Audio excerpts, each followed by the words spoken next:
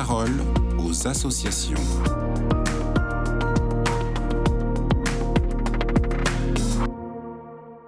Bonjour à tous, bienvenue dans la parole aux associations. Aujourd'hui, je suis avec Monseigneur Pascal Gollnisch, le directeur général de l'Œuvre d'Orient.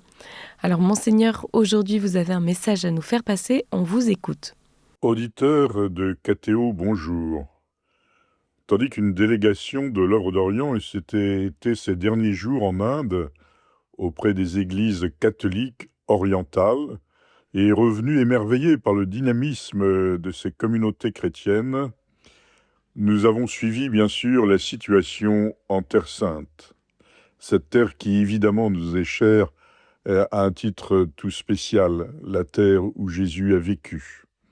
Nous sommes accablés de voir la poursuite de la guerre dans la bande de Gaza, accablés de voir la poursuite des bombardements sur Gaza. Il est inacceptable que les otages ne soient pas libérés. Le principe, le fonctionnement d'otages est insupportable. Cela réduit la personne humaine à une sorte de marchandise dont on se sert pour faire pression. De même qu'il est inacceptable de continuer à envoyer des missiles sur le territoire d'Israël, souvent d'ailleurs des missiles qui n'atteignent pas beaucoup leur cible.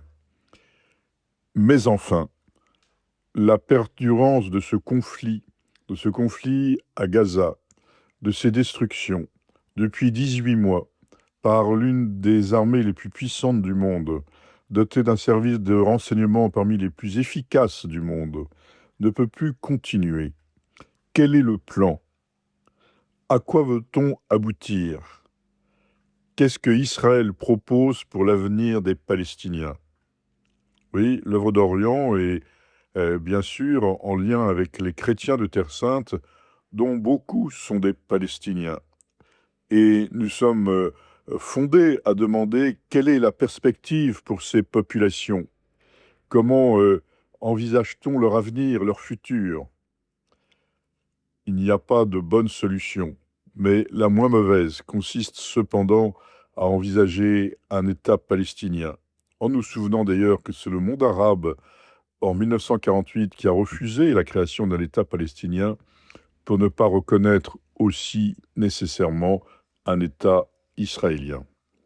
Alors, nous devons avoir des perspectives. Il n'est pas normal de continuer à bombarder une population civile qui est épuisée. Il n'est pas normal que l'aide humanitaire ne puisse pas parvenir dans des conditions satisfaisantes à Gaza.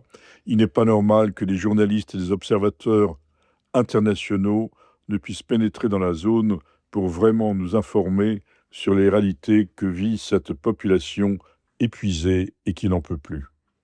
Merci Monseigneur Pascal Gollnisch pour ce partage et on porte en prière les victimes de ce conflit.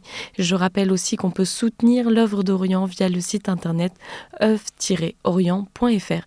Je vous souhaite à tous une belle entrée dans cette Semaine Sainte.